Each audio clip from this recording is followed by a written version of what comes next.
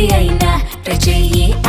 Chicken masala. Warangal జిల్లాలో మంత్రి కొండ సురేఖ ఎమ్మెల్యే కడియం శ్రీహరి మధ్య విభేదాలు గాంధీ భవన్ వరకు చేరాయి. తనకు సమాచారం ఇవ్వకుండా తన శాఖ అధికారులతో కడియం శ్రీహరి సమీక్ష నిర్వహించడాన్ని మంత్రి కొండ సురేఖ తప్పుబట్టారు. ఈ నేపథ్యంలోనే కడియం శ్రీహరిపై పీసీసీ చీఫ్ మహేష్ కు సీఎం రేవంత్ రెడ్డికి ఫిర్యాదు చేసినట్లు ఆమె తెలిపారు. జిల్లా కాంగ్రెస్ లో సగం మంది టీడీపీ నుంచి వచ్చిన వాళ్లే ఉన్నారని, ఇతర పార్టీల నుంచి వచ్చిన నేతల వల్లే వివాదాలు నెలకొన్నాయని విమర్శించారు.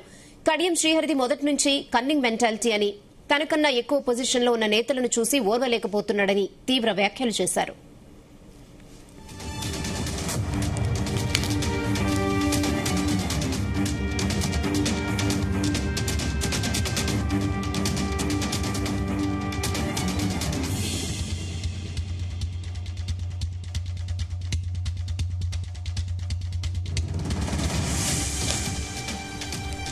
వరంగల్ జిల్లాలో మంత్రి కొండ సురేఖ ఎమ్మెల్యే కడియం శ్రీహరి మధ్య విభేదాలు గాంధీ భవన్ కు చేరాయి.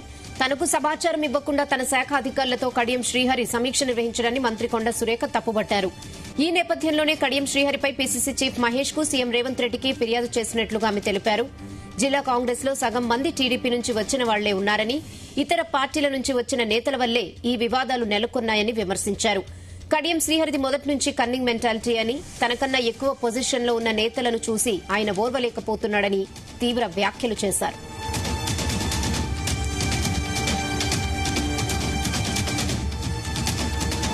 ఇదే విషయంపై మరిన్ని అప్డేట్స్ బ్యూరో చీఫ్ నరేందర్ అందిస్తారు. ఎస్ నరేందర్. కొండా సురేఖ నిన్న అధిష్టానానికి కంప్లైంట్ చేయడం కానీ, అదే సమయంలో ముఖ్యమంత్రి రేవంత్ రెడ్డి కూడా సుదీర్ఘంగా 3 పేజీల లేఖను కూడా రాసింది.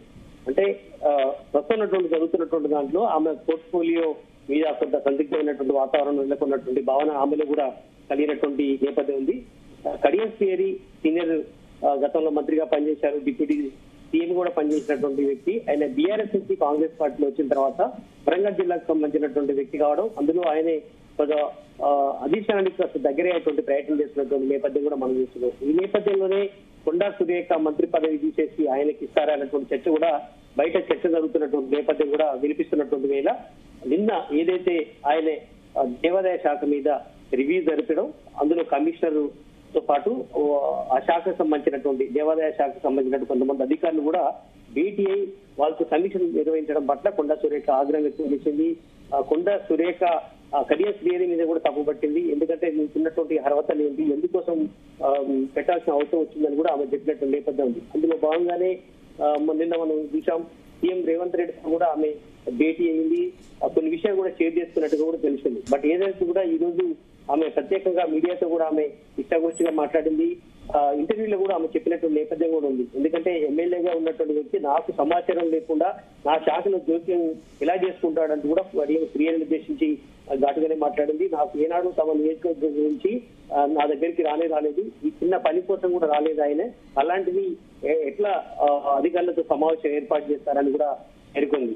ఎందుకంటే దేవాదాయ కార్యాలయంలో ఎలా సమీక్షించారు, ఎందుకంటే అది ఆయన ఇంటి దగ్గర ఇక్కడో కాదు కదా, ఖచ్చితంగా దేవాదాయ శాఖ కార్యాలయంలో మంత్రి లేకుండా ఏ రకంగా ఆయన నిర్వహిస్తారని కూడా చెప్పింది.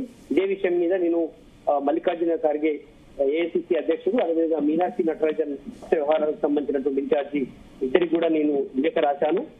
దీని మీద ఇక తాడోపేడ చేర్చుకోవాల్సిన పరిస్థితి ఏర్పడుతుంది అన్నటువంటి విషయంలో కూడా ఆమె తన భావాన్ని చెప్పింది. ఉదయం కూడా టీపీసీసీ అధ్యక్షుడు మహేష్ కుమార్ గౌడ్ కూడా కలిశాను అన్నట్టు విషయాన్ని కూడా చెప్పింది. ఈ విషయాన్ని అన్నిటి కూడా షేర్ చేసుకున్నాను. ఎందుకంటే నా మంత్రి పదవిలో ఇతరుల జోక్యం ఏంది, ఎందుకంటే ఇతరుల మంత్రి పదవుల్లో ఎవరు కూడా ఇలాంటి జోక్యం లేదు కదా. మరి కడియం శ్రీహరి వ్యవహార శైలి మీద చాలా సీరియస్ గా ఆమె వ్యాఖ్యానం చేసింది. ఖచ్చితంగా ఫిర్యాదు చేశాను, దీని మీద అధిష్టానం ఏ రకంగా నిర్ణయం తీసుకుంటుందో చూడాల్సిన అవసరం ఉందని కూడా ఆమె చెప్పింది. కడియం శ్రీహరిపై పార్టీ పరంగా చర్యలు తీసుకోవాల్సిన అవసరం ఉందని కూడా నేను విజ్ఞప్తి చేస్తున్నాను కూడా అంది. మహిళా మంత్రిగా నేను టార్గెట్ చేస్తూ జిల్లా రాజకీయాల్లో తనను ఇబ్బంది పెడుతున్నారు అన్నటువంటి విషయం మీద ఆమె చెప్పింది. ఎందుకంటే నేను నా మహిళ అయినటువంటి చూసి నా ఒక బీసీ ఉన్నటువంటి మహిళలు నేను నన్ను ఈ రకంగా వేధించడం సరైనది కాదు. ఇప్పటికే కొంతమంది అక్కడ కొన్ని సామాజిక వర్గాలకు సంబంధించినటువంటి వ్యక్తులు నన్ను ఇబ్బంది పెట్టారు, అవన్నీ తట్టుకున్నాను. ఇప్పుడు మళ్ళీ ఆయన సీనియర్ ఎమ్మెల్యేగా ఉన్నటువంటి ఆయన నన్ను ఈ రకంగా ఇబ్బంది పెడుతున్నారని కూడా చెప్పింది. ముఖ్యమంత్రికి సైతం మంత్రి హోదాలో ఫిర్యాదు చేశానని కూడా చెప్పింది. ఖచ్చితంగా వీటన్నిటి మీద కూడా మహేష్ కుమార్ గౌడ్ చర్చ జరుపుతామని కూడా చెప్పినట్టు నేపథ్యం కూడా ఆమె చెప్తున్నాడు. అదే సమయంలో యాదగిరిగుట్ట పాలక మండలి బోర్డుల విషయంలో కూడా ఎలాంటి విభేదాలు లేవు. అది సీఎం విచక్షణకు సంబంధించినటువంటి, ఎందుకంటే పాలక మండలి బోర్డు అనేది ముఖ్యమంత్రి విచక్షణ కాదు, అనుగుణంగా అక్కడ బోర్డు మెంబర్లు కానీ చైర్మన్ నిర్వహిస్తారు. అందులో నా పాత్ర ఏం లేదు. ముఖ్యమంత్రికి ఇష్టానుసారంగా చేసేటువంటి వ్యవహారం అది కూడా, అందులో నేను ఎలా తప్పు పడతానని కూడా ఆమె చెప్పినట్టు నేపథ్యం. ఎందుకంటే మొన్న కేబినెట్ సమావేశాన్ని కూడా ఆమె రాకపోవడం పట్ల కూడా అటు మీడియా కావచ్చు, అదేవిధంగా సోషల్ మీడియాలో పెద్ద ఎత్తున ఆమె మీద కొన్ని వ్యాఖ్యలు కూడా చేసినట్టు నేపథ్యం. అది ఈ నేపథ్యంలో ఆమె చెప్పినట్టు నేపథ్యం ఉంది. నేను విదేశాల నుంచి వచ్చిన నేపథ్యంలోనే నాకు ఆ రోజు కొంచెం హెల్త్ సహకరించకపోవడం వల్ల నేను రాలేదు, జూమ్ లో అటెండ్ అయ్యానని కూడా ఆమె చెప్పినటువంటి నేపథ్యం అయితే ఉంది. కనుక అలాంటి తప్పు పట్టాల్సిన అవసరం లేదు అనే విషయాన్ని కూడా చెప్పింది. బట్ ఏదైనా కూడా మనం ఆమె ఈ 2.5 సంవత్సరాల్లో మంత్రిగా ఉన్నటువంటి నేపథ్యంలో ఎన్నో ఆరోపణలు, ఎన్నో వివాదాలు ఎదుర్కొన్నటువంటి నేపథ్యం అయితే కొండా సురేఖ ఉంది. ఆమె బీసీ మంత్రిగా ఉంది, మహిళా ఏకైక మంత్రిగా ఉంది. పొన్నం ప్రభాకర్ ఉన్నప్పటికీ కూడా కేవలం 2 మాత్రమే ఉన్నారు. అలాంటి వ్యక్తులు మమ్మల్ని బీసీలు అనగదొచ్చేందుకు ఇలాంటి ప్రయత్నాలు చేస్తున్నారని కూడా గతంలో ఆమె చెప్పింది. అయితే ఆమె మొత్తం చరిత్ర చూసుకుంటే వివిధ పార్టీలో జరిగినప్పటికీ కూడా అంతిమంగా కాంగ్రెస్ పార్టీలో ఆమె మళ్ళీ జాయిన్ అయ్యి మంత్రి పదవిని సంపాదించి ఈ రకంగా ఉన్నప్పటికీ కూడా స్టార్టింగ్ లో సమర్థ వ్యవహారాలు కావచ్చు, అదేవిధంగా మనం చూసాం దేవాలయానికి సంబంధించినటువంటి ల్యాండ్ మీరంలో పొంగులేటి శ్రీనివాస్ రెడ్డితో కానీ, అదేవిధంగా వివిధ రకాల ఇష్యూస్ లో కూడా ఆమె ఇబ్బంది పడినటువంటి నేపథ్యం కూడా చూసాం. బట్ అంతిమంగా సుమంత్ ఎపిసోడ్ లో కూడా కొంత ఇబ్బంది పడినటువంటి నేపథ్యం ఉంది. ఆయన వ్యక్తిగత సంబంధించినటువంటి కార్యదర్శిగా ఉన్నారు ఓఎస్డీగా. ఆ వ్యవహారాల్లో కూడా తన కూతురు కానీ మిగతా ఇష్యూలో కానీ ఇష్యూ ఎదుర్కొన్నటువంటి నేపథ్యం కూడా మనం చూసాం. మొత్తంగా ఇప్పుడు ఏదో ఒక రకమైనటువంటి వివాదంలో ఉన్నటువంటి కొండా సురేఖ ఈ రోజు ఏకంగా మంత్రి పదవి ఇష్యూలో కూడా ఇబ్బంది పడుతున్నటువంటి నేపథ్యం ఉంది. అందుకనే మనం చూడాలి, కడియం శ్రీహరి కూడా దీనికి సంబంధించినటువంటి ఎప్పుడైతే జోక్యం చేస్తుందో ఈ ఇష్యూ తీవ్ర స్థాయిలో ఉంది. ఇందులో సీఎం దీని మీద ఏ నిర్ణయం తీసుకుంటారనేది అంతిమంగా చూడాల్సిన అవసరం అయితే ఉంది. ఓకే నరేందర్.